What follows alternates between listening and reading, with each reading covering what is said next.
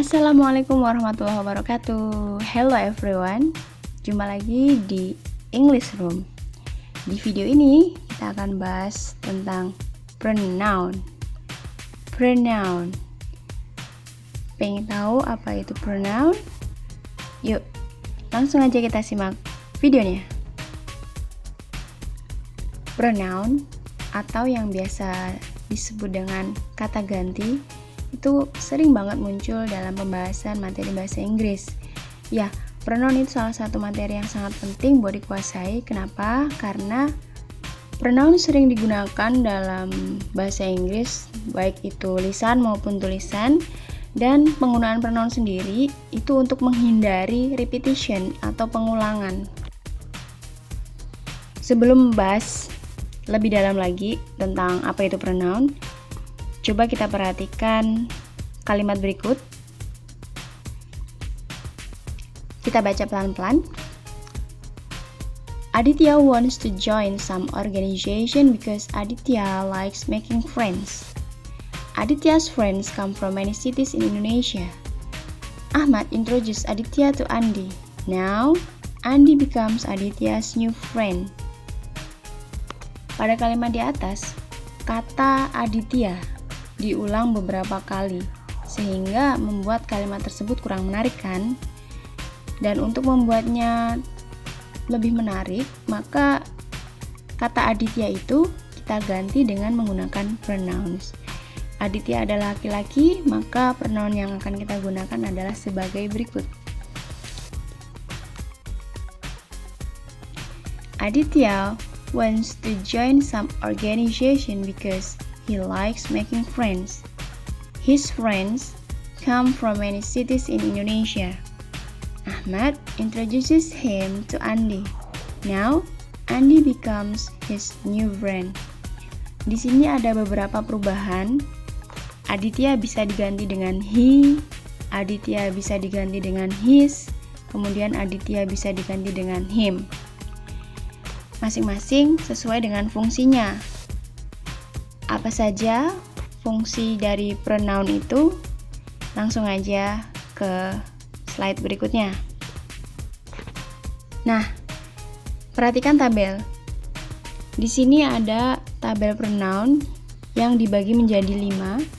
Yang pertama adalah subject pronoun, kemudian yang kedua object pronoun, yang ketiga possessive adjective, yang keempat possessive pronoun, dan yang kelima reflective pronoun. Masing-masing dari fungsi pronoun ini akan kita bahas satu persatu. Yang pertama, subject pronoun atau fungsi pronoun sebagai subjek. Pronoun sebagai subjek artinya pronoun ini digunakan untuk menggantikan subjek dalam kalimat. Biasanya kata ganti subjek sering digunakan untuk menghindari pengulangan nama subjek, seperti yang disebutkan tadi di contoh. Di awal kalimat menggunakan nama Aditya, lalu kalimat berikutnya menggunakan kata ganti he, yaitu subjek dari Aditya. Nah, berikut contoh penggunaannya. Karena untuk subjek sendiri itu ada I, you, we, they, he, she, it, maka masing-masing saya tuliskan contoh penggunaannya. Yuk kita baca. I am a student of senior high school. I sebagai subjek dalam kalimat. You look so great today. We go to beach on holiday. They don't like banana. Ahmad goes to school by motorcycle. He arrives at 7. Jenny is hungry. She wants to buy some food. This table is old. It needs to be repainted. Jadi intinya untuk subjek pronoun biasanya berada di awal kalimat, atau jika awal kalimat itu menggunakan nama orang, maka untuk kalimat berikutnya akan menggunakan pronoun itu sebagai pengganti dari nama orang tersebut. Seperti contoh yang Ahmad goes to school by motorcycle. He arrives at 7. Jadi he adalah subjek yang menggantikan Ahmad. Seperti yang berikutnya juga, Jenny is hungry. She wants to buy some food. She menggantikan subjek Jenny sebagai subjek. Kemudian, this table is old. It needs to be repainted. It menggantikan subjek table. Table adalah benda, maka subjek yang digunakan adalah it. Fungsi pronoun yang kedua yaitu sebagai objek dalam kalimat. Nah, objek dalam kalimat itu digunakan untuk mengganti kata benda yang merupakan objek langsung atau tidak langsung dari sebuah kalimat. Biasanya, objek itu terletak setelah kata kerja. Karena kalimat biasanya susunannya subjek, verb, objek. Subjek itu di awal kalimat, kemudian verb itu kata kerjanya, dan objek adalah yang dikenai pekerjaan. Dalam bahasa Inggris, kita tidak bisa menggunakan subjek dan objek itu dengan kata yang sama. Maka, ketika subjek berubah fungsi menjadi objek, dia harus berubah. Contoh penggunaannya. Daddy called me last night. Nah, nggak bisa kita pakai Daddy called I last night karena posisinya sebagai objek, maka harus menggunakan me. Daddy called me last night. I will let you go. You ketika menjadi subjek dan objek sama ya, tapi kita bisa lihat posisinya terletak setelah kata kerja atau verb, maka fungsinya sebagai objek. Mother tells us a story before sleeping. Kita tidak bisa menggunakan kalimat seperti ini. Mother tells we. Karena posisinya sebagai objek, maka we berubah menjadi us. Next, ask them to hurry up.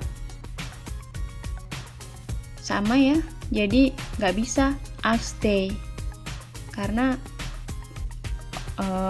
posisinya sebagai objek. Next, Udin is hurt because Johnny hit him. Him ini menggantikan Udin. She is my sister. I love her very much. Her ini menggantikan siapa? My sister. Oke. Fungsinya sebagai objek, ya. Budi lost the book. He cannot find it. It menggantikan objek dari the book. Fungsi pronoun yang ketiga yaitu sebagai possessive adjective atau kata ganti kepunyaan yang fungsinya sebagai kata sifat yang diletakkan sebelum kata benda. Nah, untuk lebih memahami, kita lihat aja contoh penggunanya. I put my shoes under the table. You have finished your homework, haven't you? We live in our house. They go to their school together.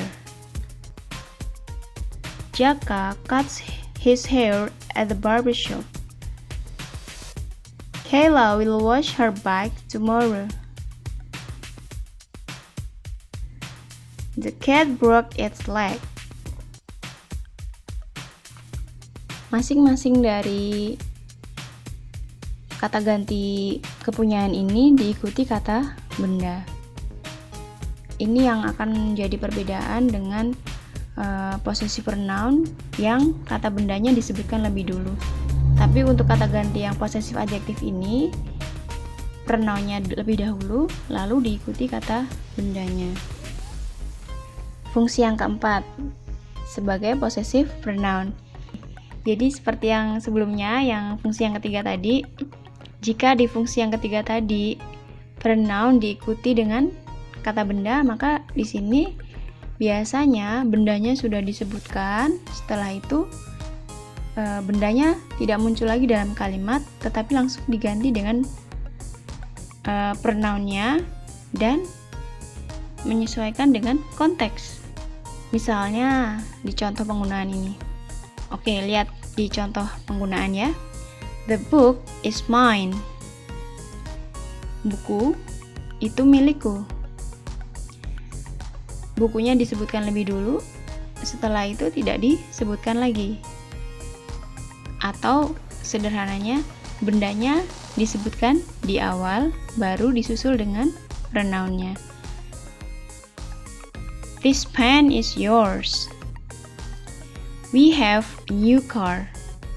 That car is ours. The big house is theirs. That red bag looks like his. The novel is not hers. Fungsi pronoun yang kelima yaitu sebagai reflective pronoun atau kata ganti yang berfungsi untuk merefleksikan subjek dalam kalimat. Contoh penggunaannya begini. Dalam reflective pronoun ini perubahannya seperti ini. I menjadi myself, you menjadi yourself, we menjadi ourselves, they menjadi themselves, he menjadi himself, she menjadi herself, it menjadi itself, gitu ya. Jadi merefleksikan subjek. Kita baca contohnya. I do all by myself. You put yourself on this problem. We do the homework by ourselves. They can take care of themselves. He made himself comfort. She found herself in a remote area. The dog threw itself out the house. Oke, itu tadi pembahasan tentang pronoun. Gimana kira-kira guys? Bisa dipahami? Atau sulit? Gak apa-apa ya, kita masih belajar. Jika ada yang masih belum paham atau masih sulit dipahami, boleh ya tulis di kolom komentar. Nanti kita bahas sama-sama. Oke, thank you very much for watching this video. Kita ketemu lagi di video berikutnya. Jangan lupa subscribe my channel dan nyalakan loncengnya.